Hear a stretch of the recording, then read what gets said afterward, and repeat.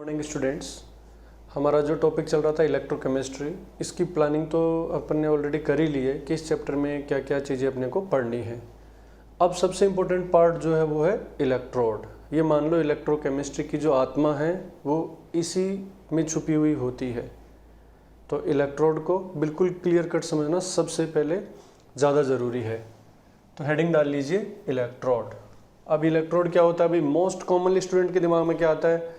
कोई metal rod, जैसे iron rod पड़ी हुई है, जिंक रॉड पड़ी है, तो समझते हैं कि इलेक्ट्रोड है, लेकिन ऐसा कुछ भी नहीं है। कोई भी मेटल रॉड है, अपन उसे इलेक्ट्रोड नहीं बोलेंगे। उस मेटल रॉड को कोई स्पेशल पर्पज़ के लिए अपन यूज़ करेंगे, तब हम उसे क्या बोलते हैं? इलेक्ट्रोड। अब स्पेशल पर्पज़ का क्या मतलब है? कोई भी मेटल रॉड अपने आयंस या फिर कोई इलेक्ट्रोलाइटिक सॉल्यूशन के कांटेक्ट में होती है, तो उस पेयर को अपन क्या बोलते हैं? इलेक्ट्रोड। या ऐसे बोल सकते हैं, कोई भी मेटल रॉड जब अपने आयंस के कांटेक्ट में होते हैं तो उस मेटल रॉड को फिर अपन क्या बोलेंगे? इलेक्ट्रोड। क्लियर ये चीज़? तो डेफिनेशन नोट कर सकते हैं इलेक्ट्रोड की। What is electrode? When an element is in contact with its aqueous ions, ये भी जरूरी है यहाँ पे, then the pair form electrode. ये वाली चीज़ है यहाँ पे। क्लियर? तो मान लो ये कोई मेटल रॉड है और ये उसके आयंस का सॉल्यूशन है। मान लो ये M सॉलिड और ये है M के साथ डेफिनेटली कोई X जरूर होगा, कैटायन के साथ एनायन भी होना ही है। तो सपोज ये M+N का एक्वस सॉल्यूशन है। ठीक है, अभी हम इसको इलेक्ट्रोड बोलेंगे क्या? नहीं। इसको इलेक्ट्रोड बोलेंगे क्या? नहीं। लेकिन जब दोनों एक साथ आ जाते हैं तो ये जो पेयर यहाँ पे डिजाइन हो जाता है, इस पेयर को अपन क्या बोलते हैं? इलेक्ट्रोड। ये जब दोनों एक साथ होते हैं तो ये हो जाएगा इलेक्ट्रोड।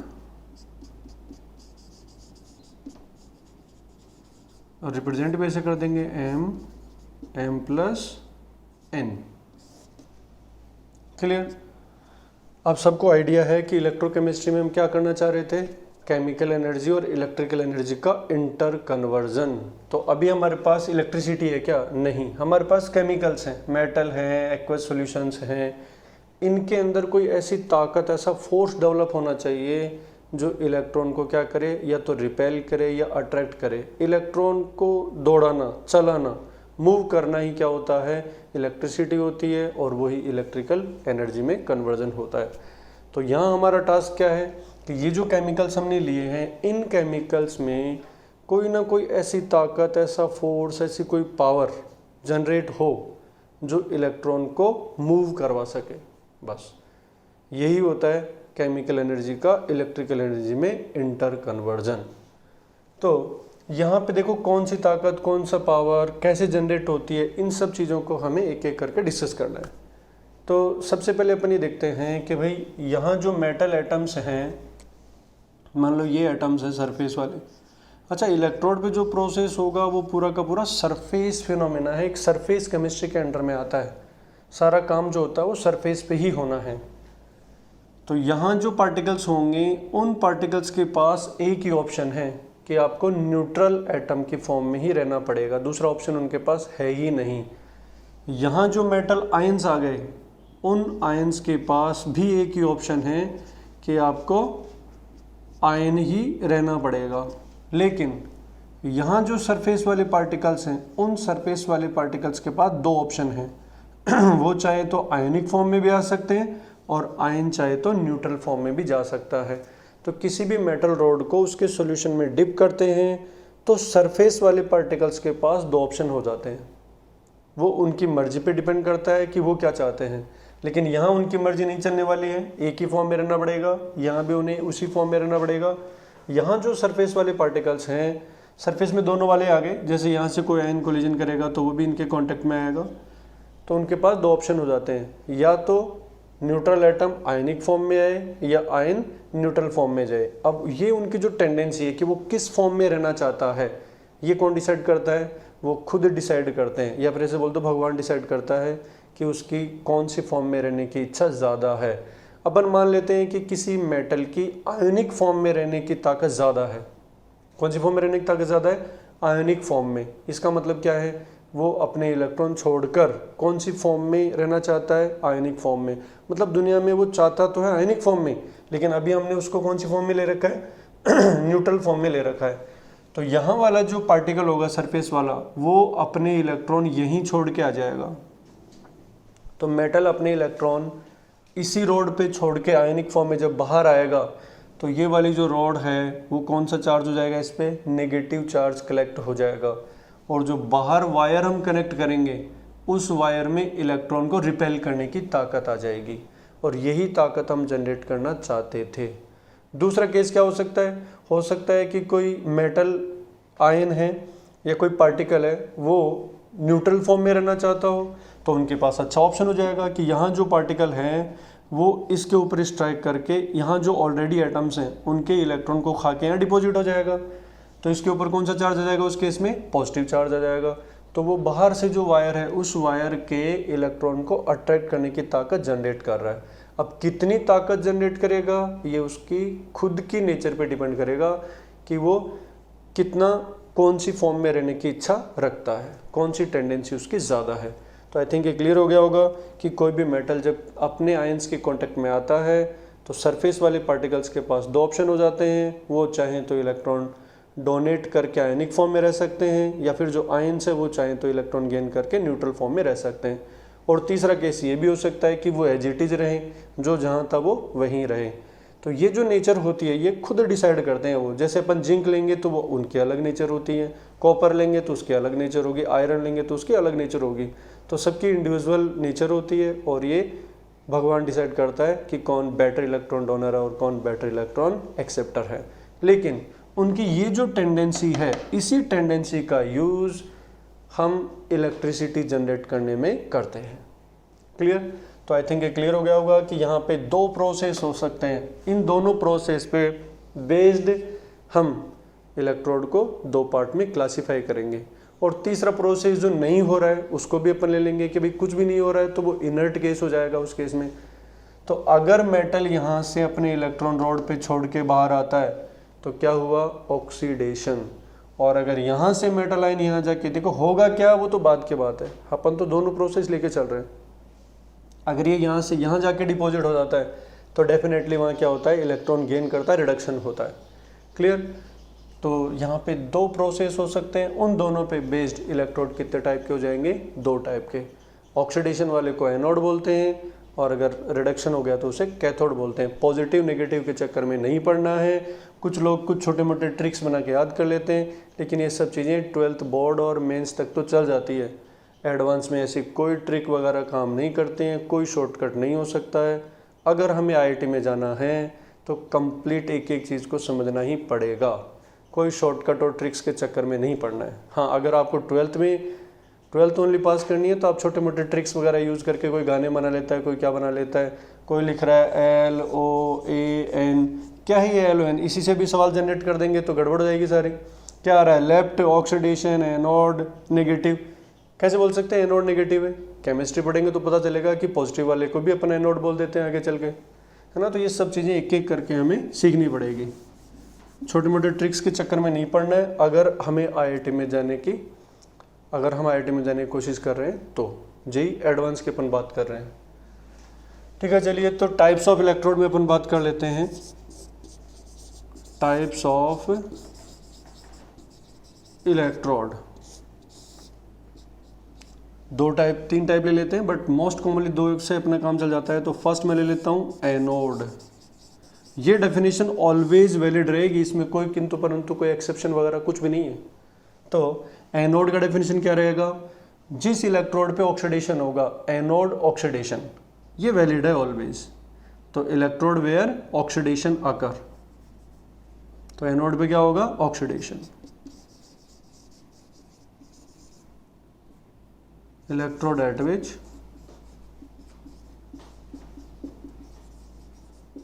ऑक्सीडेशन अकर्स, जिस पे ऑक्सीडेशन होगा, सिर्फ ऑक्सीडेशन ध्यान रख सकते हैं। वेदर इट इज पॉजिटिव और नेगेटिव उसकी टेंशन हमें नहीं लेनी है, ऑक्सीडेशन होना चाहिए। ठीक है, अब ऑक्सीडेशन होने का क्या मतलब है देखते हैं। देखें, मान लो हमारे पास इलेक्ट्रोड की डेफिनेशन तो वेरी क्लियर होनी चाहिए, अकेले रॉड को नहीं, कोई भी एलिमेंट बोल रहा हूँ यहाँ पे मैं, मेटल भी नहीं बोल रहा हूँ, कोई भी एलिमेंट अपने एक्वस आयंस के कांटेक्ट में है वो इलेक्ट्रोड बन जाता है।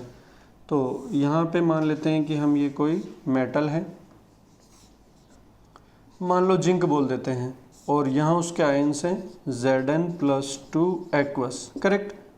यहाँ तक तो कोई टेंशन ही नहीं है हमारे पास, और ये हमने यहाँ वायर लगा दिया है। अब ये यहाँ पॉजिटिव आना है कि नेगेटिव आना है ये हम डिसाइड नहीं करते हैं, ये कौन डिसाइड करता है, वो खुद डिसाइड करेगा कि वो कौन सी फॉर्म में रहना चाहता है, या भगवान ने उसे क्या बनाया है, मतलब इलेक्ट्रॉन डोनर बनाया है या एक्सेप्टर बनाया है। तो मान लेते हैं कि भगवान ने जिंक को बेटर इलेक्ट्रॉन डोनर बनाया है। तो अगर बेटर इलेक्ट्रॉन डोनर बनाया है तो बताओ जिंक कौन सी फॉर्म में रहना चाहेगा, इलेक्ट्रॉन डोनर बनाया है तो वो कौन सी फॉर्म में रहना चाहेगा दुनिया में, Zn+2 में। तो भगवान ने जिंक को ऊपर से Zn न्यूट्रल बना के पटका, लेकिन यहाँ आके वो क्या बन गया, Zn+2 में रहना ज़्यादा चाहता है। जैसे उसको मौका मिलेगा वो Zn+2 में कन्वर्ट हो जाएगा। तो सिंपल जिंक की रॉड है, कोई मौका ही नहीं है, जैसे उसके आयंस में डिप करेंगे तो जिंक एक्टिवेट हो जाएगा। अरे हम कहाँ पागलों के चक्कर में आ गए, हमें तो हमारे भाई बंधु जो हैं, कौन, जो उसके चारों तरफ तैर रहे हैं Zn+2, उनकी फॉर्म में रहना है। तो एक तरह से हम ये बोल सकते हैं कि हमने उन्हें एक्टिवेट कर दिया, इंड्यूस कर दिया, याद दिला दिया कि भाई तुम कहाँ हो, तुम तो इलेक्ट्रॉन डोनर थे। तो जैसे ही सरफेस वाले जो जिंक है वो एक्टिवेट हो जाता है और वो अपने इलेक्ट्रॉन छोड़ देता है। वो कहाँ छोड़ेगा अपने इलेक्ट्रॉन, इसी रोड पे अपने इलेक्ट्रॉन छोड़ के बाहर निकल जाएगा। तो बताइए इसके ऊपर कौन सा चार्ज डेवलप हो गया, नेगेटिव। और ये नेगेटिव चार्ज इलेक्ट्रॉन जो इस वायर में थे, जो मेटेलिक कंडक्टर है, उन इलेक्ट्रॉन्स को रिपेलिंग ताकत यहाँ पे जनरेट हो गई कि इलेक्ट्रॉन को ये खींचेगा थोड़ी, इलेक्ट्रॉन को रिपेल करेगा।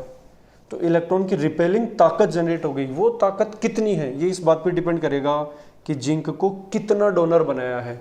डोनर में भी तो कम डोनर, मोर डोनर, उससे भी ज़्यादा डोनर, बेस्ट डोनर, इस तरह की चीज़ें आएगी ना फिर उस केस में। तो अपन ये बोल सकते हैं कि यहाँ क्या हो गया, Zn कन्वर्ट इनटू Zn+2। ये रॉड धीरे धीरे क्या होती जाएगी, पतली होती जाएगी, यहाँ से पार्टिकल निकलते जाएंगे। यहाँ पे क्या हो रहा है, oxidation, that's why it is anode. ये मामला है इसका सारा। अब देखो यहाँ पे क्या होगा, एक Zn, इस रोड से एक Zn बाहर आया तो इस रोड पे कितने इलेक्ट्रॉन डिपोजिट हो गए, 2। अब जो नेक्स्ट Zn होगा उसके बारे में सोचो तुम लोग, तुम खुद को अपने आप को ही मान लो कि आप जिंक हो। तो नेक्स्ट जो जिंक होगा वो जैसे ही बाहर जाने की कोशिश करेगा तो बाहर उसे क्या मिलेगा, एक Zn+2 एक्स्ट्रा पॉजिटिव चार्ज है, और वो खुद भी पॉजिटिव बन के बाहर जाना चाहता है। और जो इलेक्ट्रॉन छोड़ेगा उन इलेक्ट्रॉन को भी यहाँ पे 2 इलेक्ट्रॉन दिखेंगे। तो बताओ सेकंड वाला जिंक उतना इजीली बाहर आ पाएगा क्या जितना फर्स्ट वाला आया है, डेफिनेटली नहीं आ पाएगा। फिर जो मान लो 2 जिंक आ गए, फिर जो तीसरा जिंक आएगा उसको ऑलरेडी बाहर 2 पॉजिटिव दिखेंगे, तो यहाँ पे थोड़ा सा कंपटीशन हो जाएगा। तो वो 2 Zn+2 हुए, फिर जो तीसरा आएगा वो पॉजिटिव उसको रोकने की कोशिश करेंगे कि भाई कहाँ आ रहे हो, यहाँ ऑलरेडी हम 2 हैं। फिर भी उसकी ताकत पे डिपेंड करेगा कि भाई कौन हो तुम लोग, मैं तो आऊँगा। तो ये उसकी ताकत पे डिपेंड करेगा कि 2, 4, 10 कब तक वो आता जाता है। किसी की ताकत कमज़ोर है तो वो 1, 2 के बाद रुक जाएगा। रुक जाने का मतलब है कि वहाँ पे बैलेंसिंग हो जाएगा, एक आएगा वो दूसरे को धक्का मार के वापस भेज देंगे। तो मान लेते हैं 2 जिंक आ गए, तीसरा जिंक आ गया, ऐसे 10 जिंक एटम्स जो हैं वो इस रोड में से निकल के बाहर आ गए। तो 10 का मतलब यहाँ 10+2 वाले हो गए और यहाँ पे 20 इलेक्ट्रॉन डिपॉजिट हो गए। अब उनकी जो पेशेंस है वो ख़त्म हो गया है। तो जैसे ही 11 वाला आता है वो उसको मना करते हैं, भाई मत आओ तुम लोग, हम ऑलरेडी बहुत पॉजिटिव यहाँ पे हो गए। लेकिन वो कहेगा हम तो आएंगे। तो जैसे ही एक आएगा वो दूसरे को वापस धक्का मारेंगे कि तू जा यहाँ से भाई। तो जैसे वो एक आया, एक गया, तो यहाँ पे क्या हो जाएगा, एक इक्विलिब्रियम वाली सिचुएशन जनरेट हो जाएगी। और उसके बाद इस रोड पे नंबर ऑफ इलेक्ट्रॉन्स बोले या टोटल चार्ज बोले वो इंक्रीज होगा क्या, 20 इलेक्ट्रॉन्स के बाद 21 वाला नहीं होने वाला है। तो यहाँ पे एक फिक्स्ड नेगेटिव चार्ज आ जाएगा आफ्टर इक्विलिब्रियम। तो अप टू इक्विलिब्रियम क्या हो रहा है, इलेक्ट्रॉन बढ़ते जा रहे हैं, बाहर Zn+2 बढ़ता जा रहा है। जैसे इक्विलिब्रियम सेट हो जाएगा हाईएस्ट नेगेटिव चार्ज यहाँ पे आ जाएगा और हाईएस्ट पॉजिटिव चार्ज बाहर आ जाएगा। इट मीन्स इलेक्ट्रॉन को रिपेल करने की ताकत यहाँ कंटिन्यूस बढ़ती जाएगी, एक सर्टेन टाइम के बाद वो कांस्टेंट हो जाएगी। उसको अपन बोल देते हैं हाईएस्ट पॉसिबल पावर। और इस पावर को, इस ताकत को आगे चल के हम क्या बोलेंगे, इलेक्ट्रोड पोटेंशियल। जैसे पोटेंशियल वर्ड का तो यूज भी करते हैं यार, इस स्टूडेंट में अच्छा पोटेंशियल है, ये कुछ ऐसा कर सकता है, तो पोटेंशियल का मतलब एक ताकत से, एक स्ट्रेंथ से है। तो इलेक्ट्रोड के अंदर जो ताकत बन रही है, कौन सी ताकत, या तो इलेक्ट्रॉन को रिपेल करने की या इलेक्ट्रॉन को अट्रैक्ट करने की, उस ताकत को हम ताकत न बोल के क्या बोलेंगे, इलेक्ट्रोड पोटेंशियल। तो इस तरह से यहाँ पे एक फोर्स जनरेट होता है, एक पावर जनरेट होती है। ठीक है, चलिए, तो ये हुआ एनोड से रिलेटेड मामला। तो आपको ज़्यादा टेंशन लेने की जरूरत नहीं है, एनोड ऑक्सीडेशन, बस ऑक्सीडेशन का मैटर जो है वो सभी को ऑलरेडी क्लियर है। ठीक है, इसके बाद जो दूसरा इलेक्ट्रोड आता है वो आता है कैथोड। वो क्या आता है, कैथोड। तो कैथोड इसका जस्ट अपोजिट हो जाएगा, इलेक्ट्रोड एट विच रिडक्शन अकर, इलेक्ट्रोड एट विच रिडक्शन।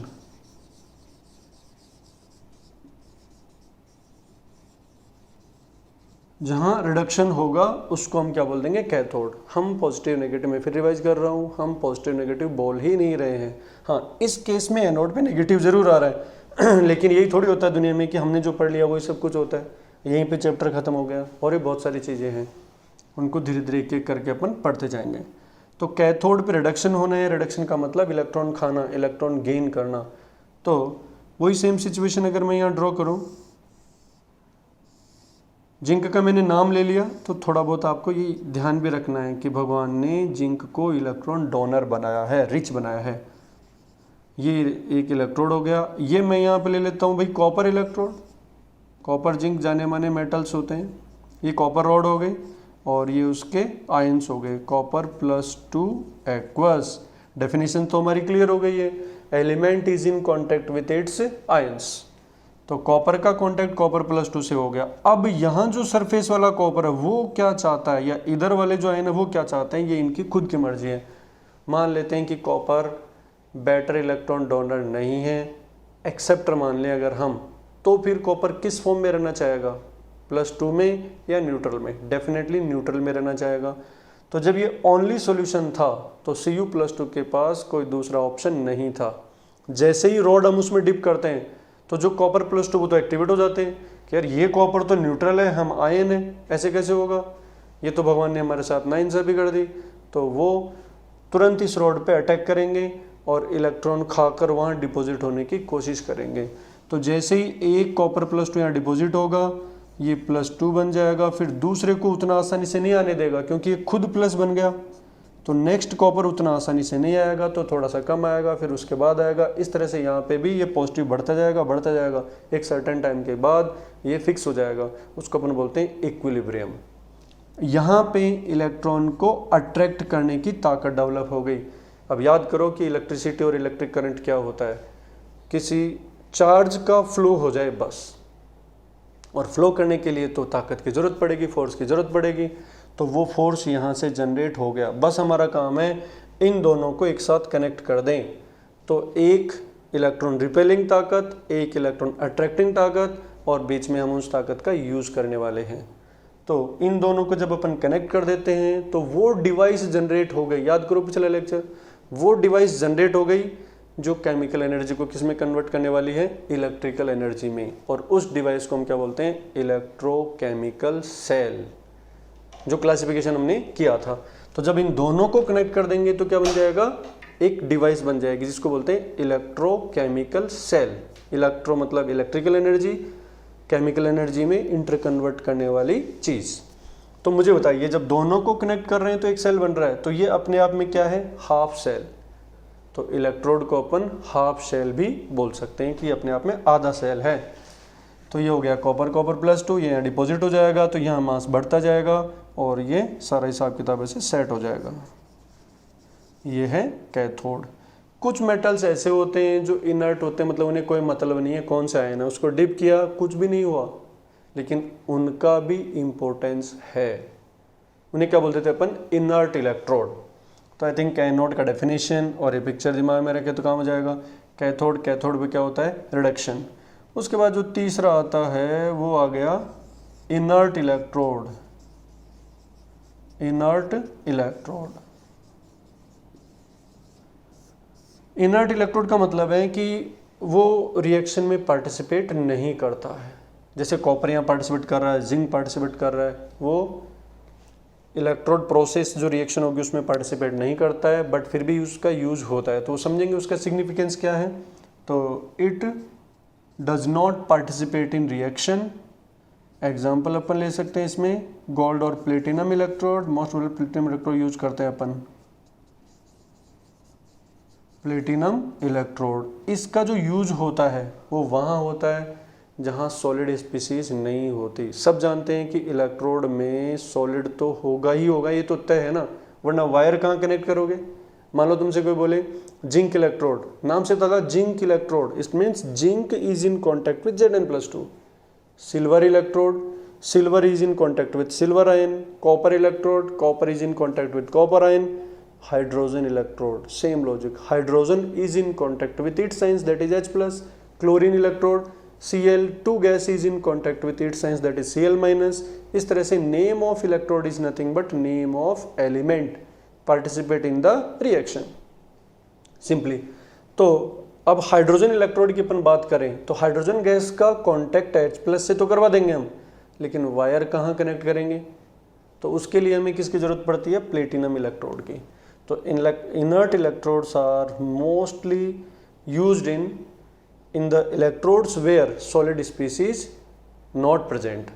जैसे गैस इलेक्ट्रोड्स हुए तो यूज्ड इन गैस इलेक्ट्रोड्स।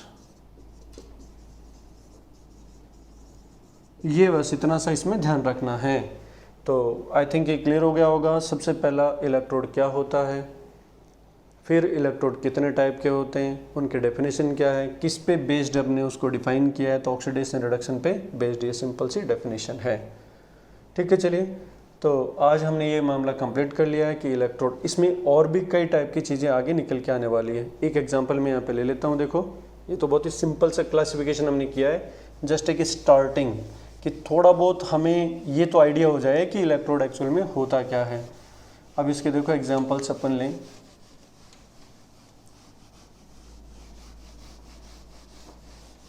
मान लो कॉपर इलेक्ट्रोड है, जिंक इलेक्ट्रोड है, सिल्वर इलेक्ट्रोड है, क्लोरीन इलेक्ट्रोड है, इन सबको अपन कैसे रिप्रेजेंट कर रहे हैं, कैसे लिख रहे हैं। तो कुछ एग्जांपल्स अपन देखें। जिंक इलेक्ट्रोड मतलब Zn is contact with Zn+2। एक चीज़ यहीं क्लियर कर लो कि भाई इसके साथ जो दूसरा होगा, कोई भी आयन एनाइन होगा, कोई भी, उस एनाइन से हमें कोई लेना देना नहीं है जब तक यहाँ एक्वस लिखा हुआ है। एक्वस का मतलब जैसे सॉल्ट को आप डालोगे आयन अपने अपने हिसाब से घूमने लग जाएंगे। तो जिंक को उसके पड़ोसी नेगेटिव से कोई लेना देना नहीं है, लेकिन अगर वो प्रेसिपिटेट फॉर्म में है तो फिर हम नहीं छोड़ सकते उस केस में। ठीक है, ऐसे कॉपर इलेक्ट्रोड मतलब copper is in contact with Copper+2 aqueous. ये ऐसे लिखने के, ऐसे लिख सकते हैं भाई ये इसके कांटेक्ट में है। ऐसे ही silver electrode is in contact with its ions. Hydrogen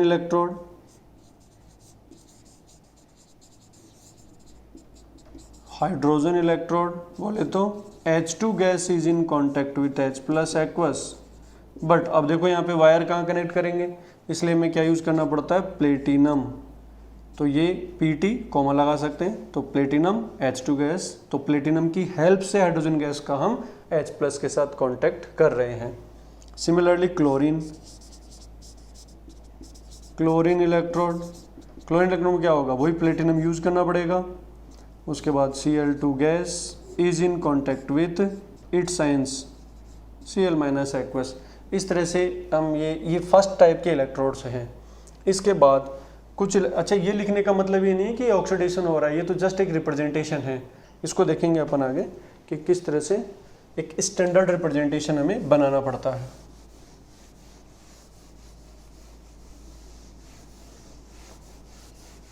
इसी में थोड़ा सा और आगे अपन चलते हैं, थोड़ा सा और एडवांस की तरफ हम कदम रखेंगे, तो उस केस में कुछ इस तरह की भी चीज़ें आप लोगों ने देखी होगी, सुनी होगी।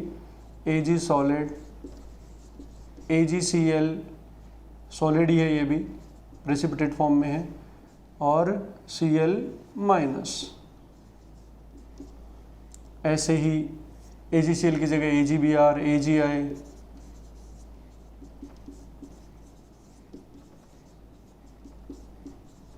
Br minus aqueous, Pb solid, PbSO4 aqueous, SO4 minus 2 aqueous, ये सॉलिड है। एक्वस वाले में तो कोई चक्कर ही नहीं है, दूसरे एन को लेने का मतलब ही नहीं है। तो देखो इन तीनों को लिखने से आपको पता चल गया होगा कि मेटल है, उसका इनसॉल्युबल सॉल्ट है या लेस सॉल्युबल है, स्पेरिंगली सॉल्युबल है, उसके साथ उसका एनायन है Cl minus, Br minus, sulphate. तो ये भी इलेक्ट्रोड ही है, इनको अपन बोलते हैं मेटल इनसॉल्युबल सॉल्ट इलेक्ट्रोड। इनको एक अलग से सेपरेट लेक्चर में हम डिस्कस करेंगे, बट है वही चीज़, कोई ज़्यादा अलग नहीं है। तो इनको क्या बोलते हैं अपन? मेटल